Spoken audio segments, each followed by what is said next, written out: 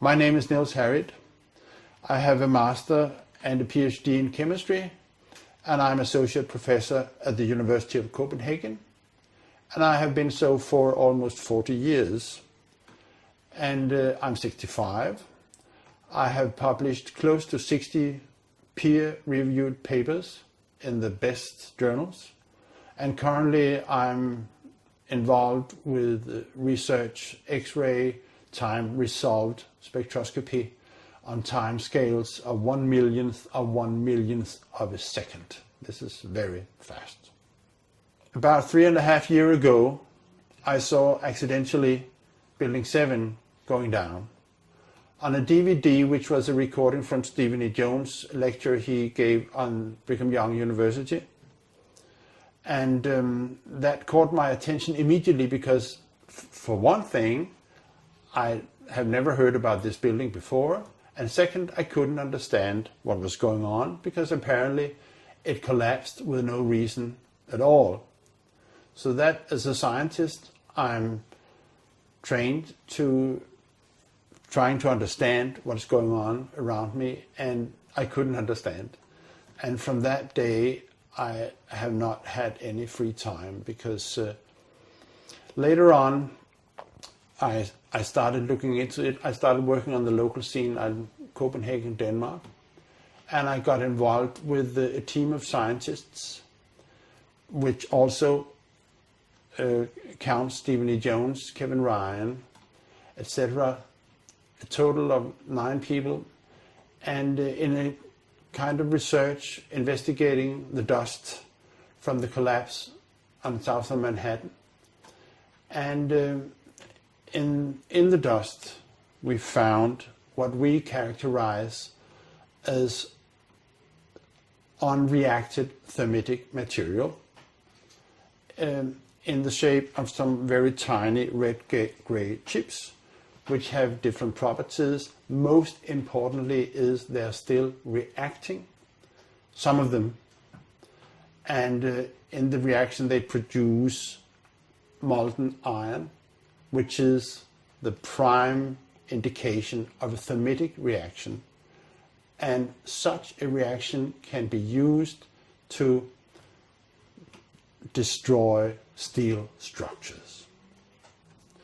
Now, thermite is, in the old-fashioned thermite, is a mixture of pulverized aluminum and pulverized rust. And if you can get this mixture to react, which is not so easy, it produces tremendous heat, and this is what you call an incendiary. An incendiary is something which can be used to destroy something by the means of heat, while an explosive is something which acts with pressure. It knocks things apart. Now, the old-fashioned incendiary is not an explosive, but it is still used for military purposes for melting iron structures. What we have found is a modern version of thermite, which we call nanothermite, which is produced in a different way. It is not just 2 powders being mixed. The material is actually built from the atom scale up. We call it the bottom-up procedure, which is what you do in nanotechnology. This has 2 consequences for the nanothermite, which distinguishes it from the classical thermite. First, the ingredients are much smaller, which means they are reacting faster and they are more easily ignited. 2, due to the process of producing nanothermite, you have the option of putting in other stuff, other chemicals, which converts the thermite reaction into an explosive reaction. We do not know which role is played by the red-gray chips that we found in the dust. But we know, and this was already totally clear before we started investigating the dust, that both explosives and incendiaries were used in the controlled demolition of World Trade Center. This is quite obvious because of other observations. the molten iron and other findings in the dust, that both explosives and incendiaries were used. Now, where the red grade chips fit into this picture, we do not know. There's been much speculation about this, in particular because the nanothermite is a very versatile material which can be used in different configurations, and people have even speculated maybe it was sprayed on the structure or stuff like that. This is what I call hypothetical blast scenarios, which we should not maybe go into here.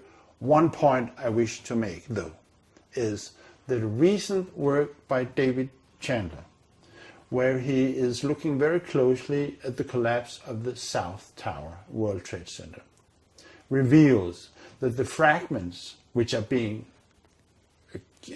which is coming out of the tower, obviously being kicked out by an explosive action, are rocket fragments. For once, they have a trail of a white trail after them, which could be aluminum oxide, which is a product of the thermite reaction. Second, they quite obviously have rocket properties, which, in my opinion, means that when we are that the discussion between incendiaries and explosives is obsolete in this situation. What we are dealing with, I think, in World Trade Center is modern military material which is unknown to the general public. And the red grade chips, the unreacted nanothermite that we have found in the dust, is just an indication that there is something wrong. It shouldn't be there. But my feeling presently, we are recording this in 2010, is that we haven't heard the whole story yet. The findings of the nanothermite in the dust is an unambitious proof that something was going on September 11th, which was unusual. And it is a finding which cannot be accounted for by any other explanation, any other process going on than this was deliberately put in the towers for the purpose of bringing them down. As a consequence, we are demanding, and I as a scientist, that a new investigation, when it comes, and it will come, should also encompass in looking for remaining explosives and thermitic material in the dust by the National Institute of Standards and Technology. Thank you.